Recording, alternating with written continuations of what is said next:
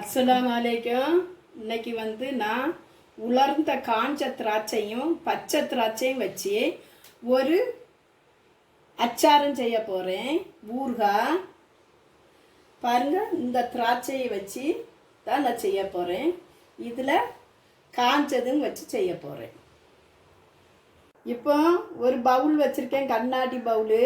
இதில் 1/4 லிட்டரு நல்லெண்ணெய் ஊற்றுதேன்.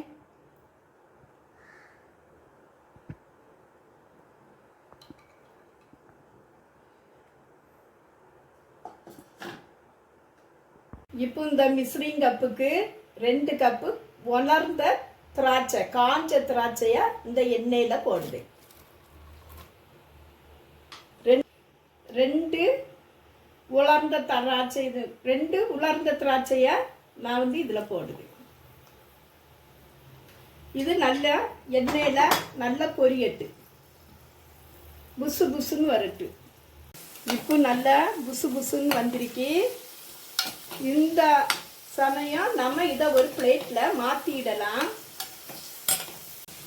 இப்போ இதை நம்ம ஒரு பிளேட்டில் மாற்றி எடுத்துடலாம்.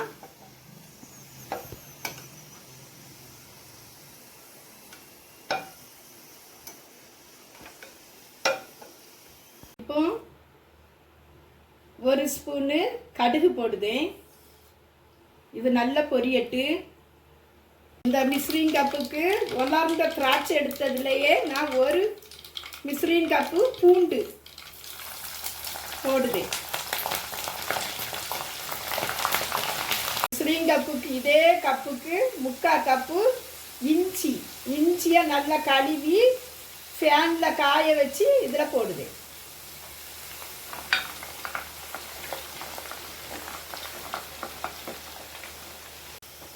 பச்சை மிளகு 3 பொடி பொடியாக நறுக்கி வச்சு இதில் போடுது.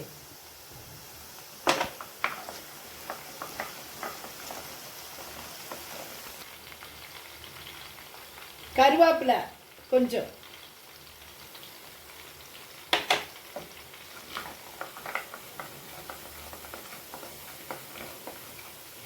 கால் ஸ்பூனு மஞ்சள் பொடி,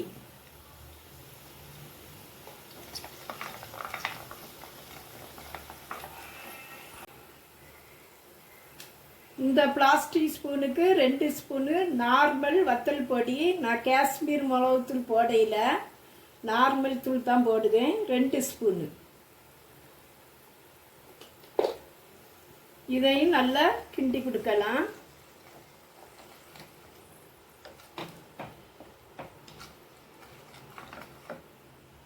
ஒரு 1/2 ஸ்பூனு ஜீரக பொடி,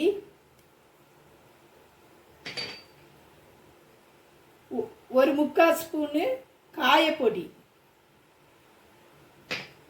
எல்லாத்தையும் நம்ம நல்லா கிளறி கொடுக்கலாம். ஒரு 25 கிராம் புளியாக கரைச்சி நான் இருத்து வச்சிருக்கேன். இதை இதில் ஊற்றலாம். நமக்கு திராட்சையில் சில திராட்சையை நல்ல இனிப்பு இருக்கும், சில திராட்சையை புளிப்பு இருக்கும். அதனால நம்ம புளிப்பை கொஞ்சம் கம்மி பண்ணுதே நல்லது. சால்ட்டு 2 பிளாஸ்டிக் ஸ்பூனுக்கு, சின்ன ஸ்பூனுக்கு 2 ஸ்பூனு. நீ எல்லாத்தையும் நம்ம கிளறி விடலாம். இப்போ திராட்சையா எண்ணெயில் பொரிச்சு எடுத்தோம்ல, அதை இதில் நான் போடுதேன்.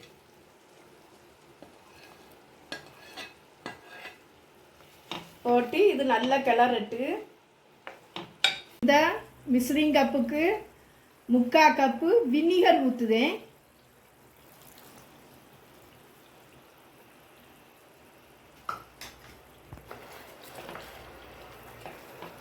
இது எல்லாம் ஒன்று சேர்ந்து கொஞ்சம் வேவட்டு.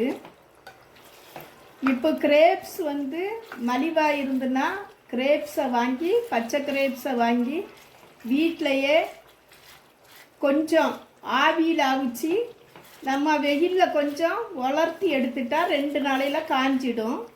அதை கூட நம்ம வீட்டிலையே நம்ம இந்த ஊறுகாய் போடலாம். நாட்டு சக்கரை இந்த பிளாஸ்டிக் ஸ்பூனுக்கு 1 ஸ்பூன் போடுதேன். இதையும் நல்லா கிளறி விடலாம். இந்த கிரேப்ஸ் வந்து உடம்புக்கு அவ்வளவு நல்லது. நம்ம நார்த்தங்காய், எலுமிச்சம்பழம் இதெல்லாம் போடுதேக்கு இது ரொம்ப உடம்புக்கு நல்ல ஆரோக்கியமானது. குழந்தைகளும் ஒரு ஸ்வீட்டு மாதிரி அதை எடுத்து சாப்பிடுங்க. பூண்டு சேர்ந்துருக்கி இதெல்லாம் ரொம்ப நல்லது. இப்போ கொஞ்சம் பச்சை திராட்சையை இதில் போடுது.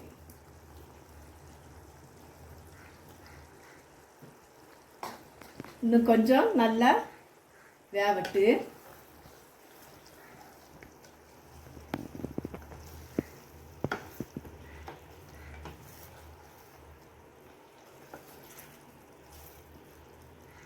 இப்போ எல்லாம் சேர்ந்து நல்லா வெந்துட்டு இந்த நேரத்தில் நம்ம கேஸை ஆஃப் பண்ணிடலாம். நீ இதை இறக்கி வைக்கும். இது வந்து ஒரு 2 நாளைக்கு இதை அப்படியே வெளியே வச்சு 3ஆவது நாள் நம்ம இதை பாட்டிலில் அடைச்சி ஃப்ரிட்ஜில் வச்சிடலாம். ஃப்ரிட்ஜில் வைக்காட்டாலும் 1 மாதம் நல்லா இருக்கும். இருந்தாலும் ஃப்ரிட்ஜில் வச்சு கொஞ்சம் கொஞ்சமாக எடுத்து சாப்பிட்டா அவ்வளவு சூப்பராக இருக்கும், அடிப்பொலியாக இருக்கும்.